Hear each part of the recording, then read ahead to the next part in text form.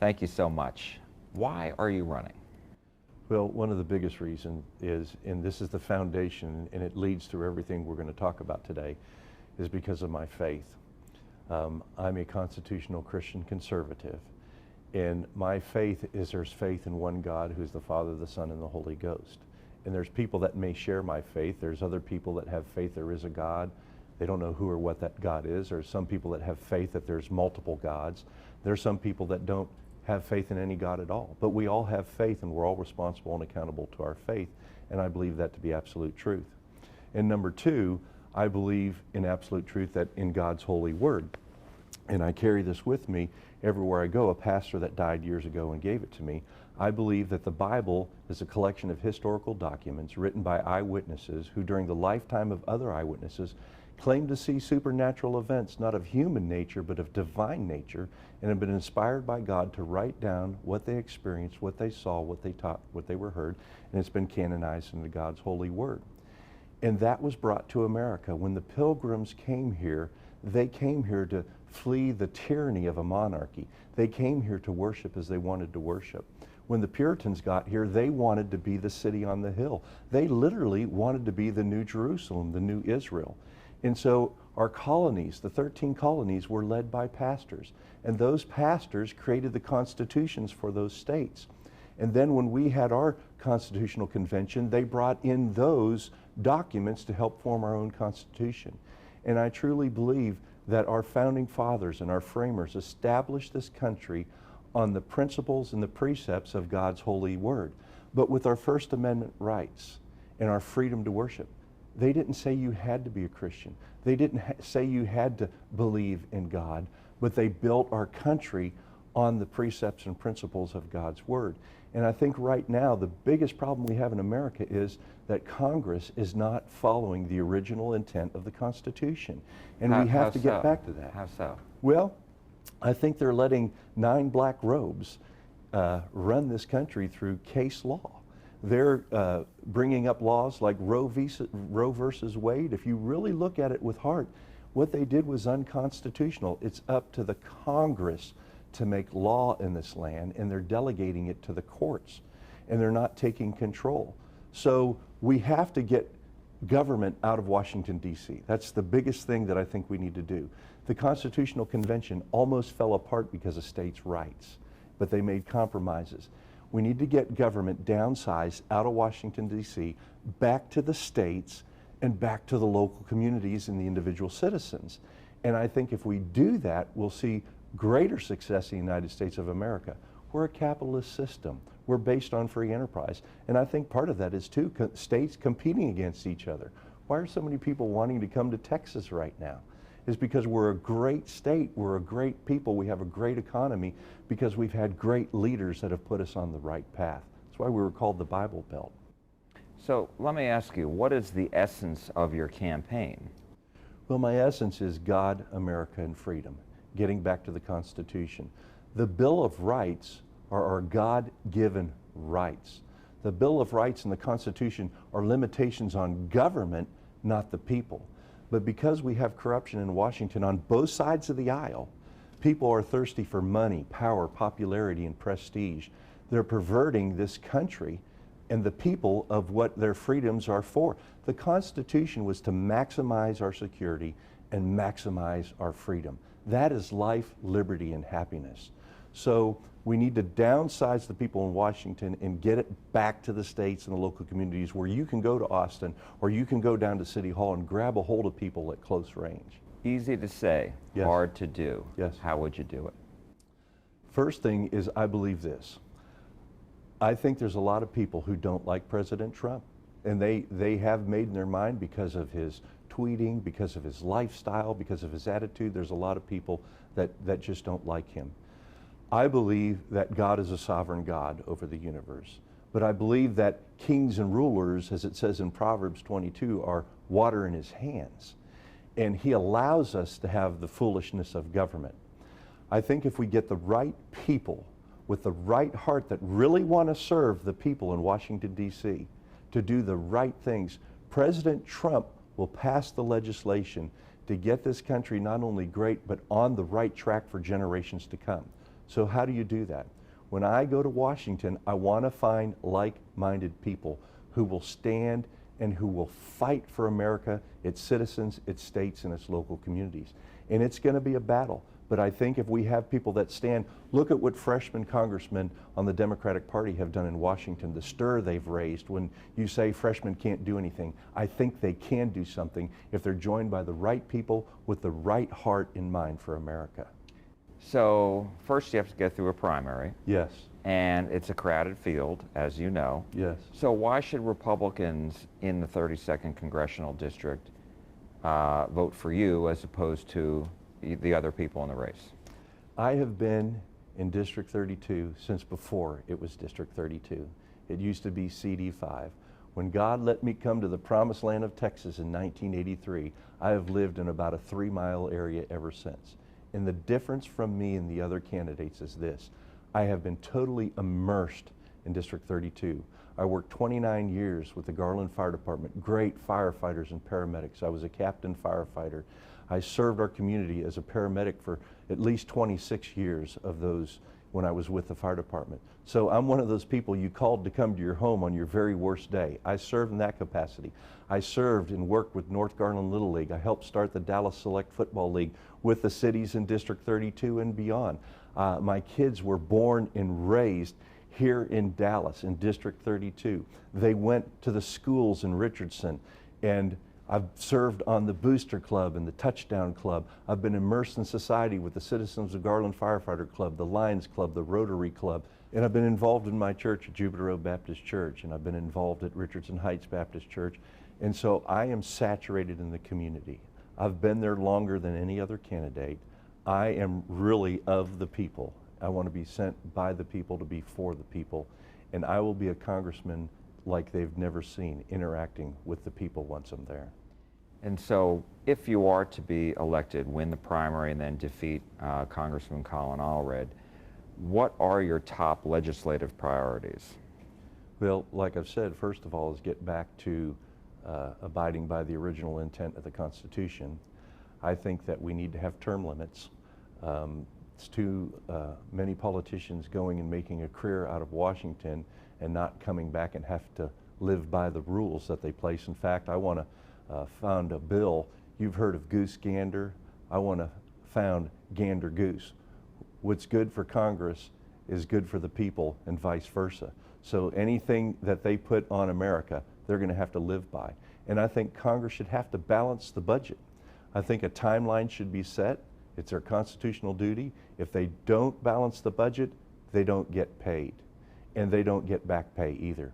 We have to balance the budget. We've kicked the can down the road too long. We're $23 trillion in debt. Let me break this down to small numbers because people can't understand those big numbers. We have to pay about $4.50 of debt a year. We make $3.50. Figure it out. We have kicked the can to the end of the road. We need to really secure our borders. I'm for border security. We need to take and use any technology we can use. We need to beef up our forces on the border. We need to build the wall where it's needed. It's not that we don't want immigrants in the United States. I'm a second-generation immigrant. But the thing is we have immigrants here, and some think even a soft invasion, that are draining society and draining the coffers of the federal government. We need to set limits on who is allowed to come in the United States based on what they can contribute to the United States and based on that they can take care of themselves when they get here, and then finally that they'll assimilate into the American culture. We've got all kinds of culture. We have Hispanic, we have Irish, we have Italian. We've got all kinds of cultures, and that's what makes America great. But America is a country where we really want to live the American dream. So we have to have people that will come and assimilate into that culture. We've got to work on health care. We've got a big problem in health care. I don't want the government managing my health care. How many times have you been to the Department of Motor Vehicles trying to get your license renewed or take a test? Do you want the government managing your health care? In fact, I have podcasts on my website, tokarforcongress.com, where we talk to a young lady who lived in another country, and she's a millennial, and she'll tell you about health care. On the podcast, we talk about the Supreme Court and Congress taking back its power that it's supposed to make law in this land. So health care is a big issue. Education. education needs to come back to the states and the local communities. I think we need to abolish the Department of Education and leave the money to the states, because now we're sending our tax dollars to Washington. Bureaucracy is taking that money and sending money back. That's crazy. Let's keep it here in the states where it belongs. I think when we talk about infrastructure, we need to allow money to come back to the states through block grants and let them administer to their states, and maybe per capita on how they take care of the infrastructure of states. Medicaid, that's a big issue. We don't want government messing with Medicaid. We need to block grant that back to the states and let them handle their own Medicaid programs. There's a lot of issues. Second Amendment rights. As I said, these are your God-given rights. And the Second Amendment was written in the wisdom of our framers. It was written basically because they wanted you to be able to bear arms, and I think it's contiguous to the time we live in too, that the arms that you're allowed to bear are according to the culture and the times that you live. I think they thought that far ahead. They knew weapons would be modernized, and they knew that you are and we are the well-armed militia. And why did they do this? And this may scare people. I'm not a conspiracy theorist. I'm not a rebel or a revolutionary. But they also wrote it that if we get to the place in America where we have a tyranny for the government, that the people can become the militia and take their country back. We've got to look at welfare programs and social programs. There's so many things that are just falling apart in America. The family is falling apart. I'm pro-life. I think that birth begins at conception, and actually before conception. Jeremiah said, "You knew me before I was created in my mother's womb." And I think that the sanctity of life needs to be preserved. So you talked about a lot of issues there. Let's go break them down a little bit. So with regards to term limits, do you really think that's going to pass? Do you really see members of Congress limiting themselves? Yes, and I'll tell you why. You're right. You know the hurdle that's going to be, because you said themselves. It's not going to happen overnight, but it's going to take time, and here's how I think it has to happen. I think that we have to realize we need term limits, and we have to grandfather people are there.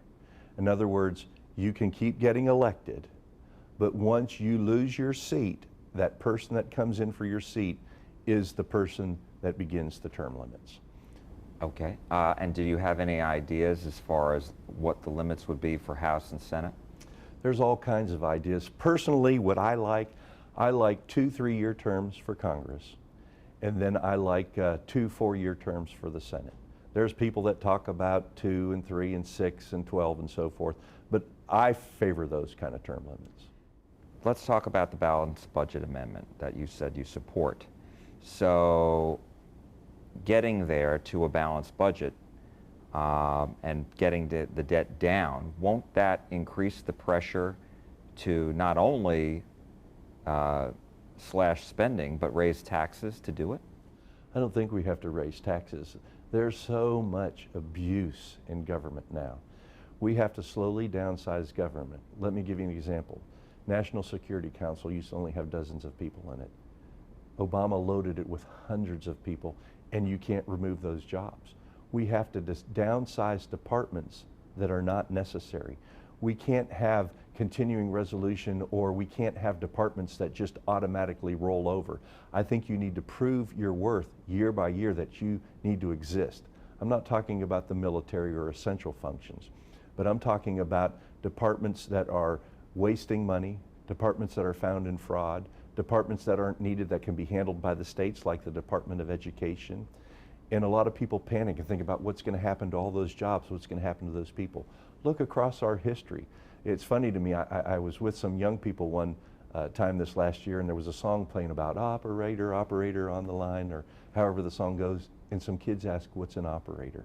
We had operators everywhere, and because of technology, their jobs went away. Well, did that crush our country? No. There's other things we can do too. It'll be staggered over time, where we can say each department, you're going to have a 2% decrease. You're going to have a 3% the next year, or 5%. We can balance the budget, and we need to operate by a zero-based balanced budget. I favor something like a flat tax too. I think we've got too many hands and too many people in the IRS that we can simplify this. Dick Armey had a plan years ago. If you read it, he's got some good ideas in there. So I think there's things we can do to not hurt the people, incentivize economic growth, bring it back to the states, and we continue to grow. Healthcare. You know, one of the goals of a lot of different people is to increase access to affordable care. Right. And of course, the debate is, how do you do it? So how do you lower the cost of health care without the government doing it?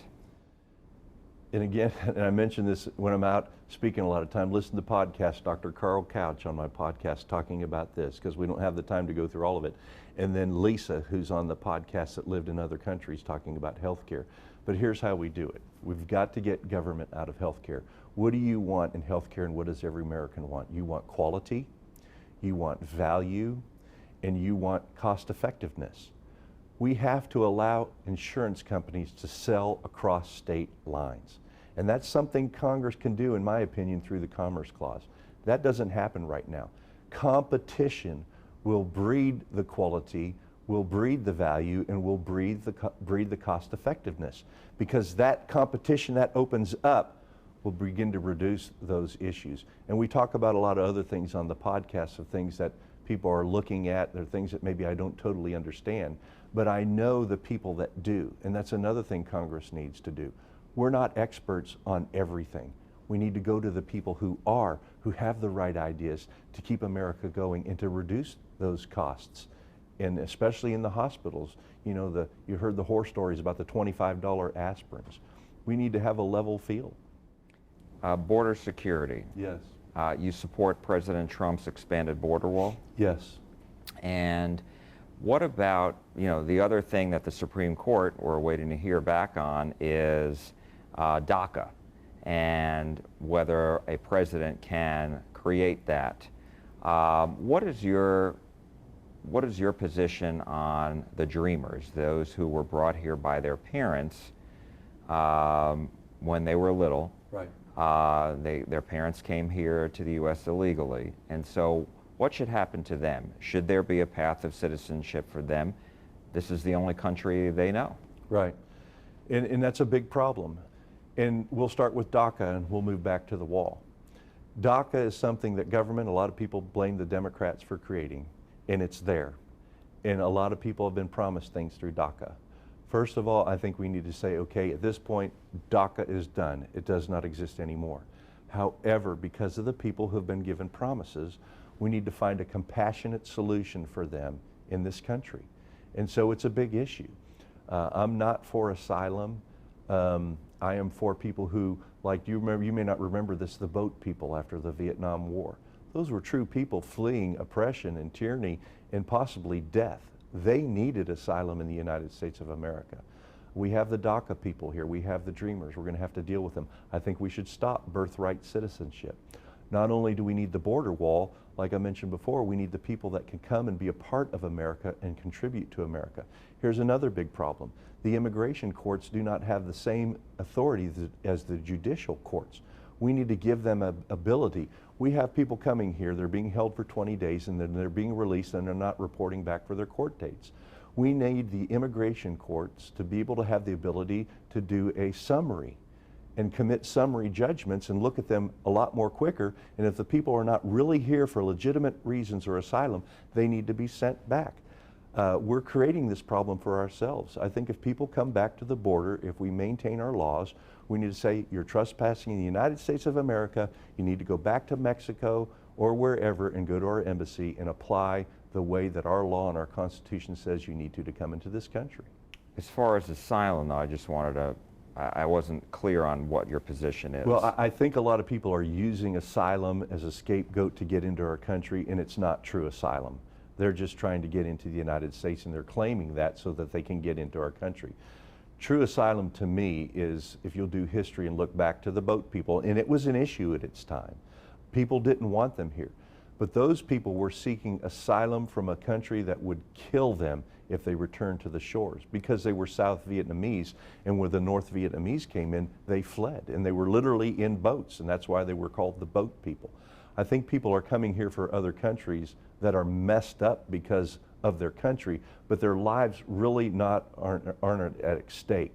Yeah, they have bad lives in their country, but it's not a country where the government's just going to kill them like would have happened with the boat people. So I think asylum's being used for the wrong reasons, and if we can have a summary judgment by the courts immediately, they can determine that. What about the estimated 11 to 12 million people who are here, who came into the United States illegally, but have been here for decades? I think it's something we have to look at. I think, first of all, if somebody served in the United States military, I think they've been dedicated and committed to this country, and we need to look at making them citizens because of their commitment to the country. The others, we have to evaluate. We might have to say, okay, like I said, it's cut off here, but we're gonna stop it. Here's the way it's gonna be forevermore, but we're gonna deal with each of these others on a case by case. The first people in line are the people that have done it legitimately. I just met with a man from Vietnam yesterday who was just sworn in, and what a blessing it was and how hard it was for him to get his citizenship. And I know we use this issue and you say, well, there's 10, 11 million people and we can't possibly round them up and send them out of this country. Well, let's look what the Democratic President Jimmy Carter did in the late 70s, early 80s. He deported 8 to 10 million people. So it can be done if it must be done, but we need to look at it on whether it's feasible or viable, or if the people that we're talking about, because they've been here so long, need to be able to assimilate into the community. We put them on a 5-year program that, yeah, you're going to become citizens, but here's what you're going to have to do to become a citizen. Second Amendment, and I'm wondering, there's been a lot of discussion about expanding background checks, eliminating the loophole if you are a private, if you're transferring from one private gun owner to another. What's your thought on that? Government control. I don't want the government controlling it. It's our God-given Second Amendment right. It's a prohibition on government, not the people. And so I have an issue with that. And reciprocity, I talked to a group last night about every state allowing you to carry in their state. I would like that, but we've got to be careful about that. Remember, my platform is to get the federal government downsized out of the people's hair and back to the states and the local communities. I like reciprocity, but here's a problem that people need to think about. If the government comes in and says that you have the right to carry firearms in any state, who's not to say down the road that the government can't come back and say you no longer can have firearms? A lot of things we do in this country, we don't think long term. And I think that's the biggest problem for the Democrat Party. They lay their own landmines and then they step on them further down the road. How so? Well, let's look at some of the things what they've done with impeachment. They've laid their own landmines where that's going to come back to haunt them in the election coming up this next fall. I think it's really going to hurt them in trying to bring, really in my opinion, a fraudulent case. I think we've had people in this government that we need to investigate that may have committed treason against the office of the presidency of the United States of America. Not just Donald Trump, but the office of the presidency of the United States of America. Well, now that impeachment is over with, what do you see as the next chapter? How should Congress proceed? Because there's still talk of investigations against the president and all that. What would you like to see? I would like to see a true investigation of what went on before the elections of President Trump. And not just because of President Trump. There is fraud and corruption in branches of our government, whether it be the Department of Justice, whether it be the FBI, whether it be Congress or Senate members, whether it be campaigns and their candidates. We've got deep problems in the United States of America that if we don't flush out, we're in trouble down the road. And that's why I said people may not like President Trump, but I think God allows authority to be in place, and I think God allowed President Trump to be in this position because he has the heart for America. And I think if we don't get the right people like me to Washington in his next term to do the right things to solidify future generations, then we're going to see a socialized, progressive, narcissistic group take over our country. Jeff Tokar, thank you so much. Jack, thank you very much, and I appreciate it. Can I say one more thing? Yes. Before we end, as I mentioned in the beginning, faith is important because faith is the foundation of our values. Faith establishes our beliefs, and it's manifested in our character and our actions. This country was established as a nation, one nation under God. And if you'll look, when Thomas Jefferson wrote the Declaration of Independence, he mentions God 4 times. He talks about God in nature and nature's God giving us our independence. He talks about that we are endowed by our Creator with certain unalienable rights. If we don't have God, we don't have our independence and our freedom. If we don't have God, we don't have inalienable rights. And that's what the progressive socialism is trying to destroy in America, so that an existential view can take place that anything goes for anybody and anything. You know what? You show me a nation's laws, and I will show you a nation's God. You look at any country in this world and apply that, and you'll see what I mean. I think the people are the light. We, the people, have the truth. We, the people, are the majority, and we, the people, are the government. The government isn't in Washington, D.C. It's right there, you, it's right there, me, and it's right there with the people in America. We are the government. Thanks, Jack. I appreciate it. Thank you.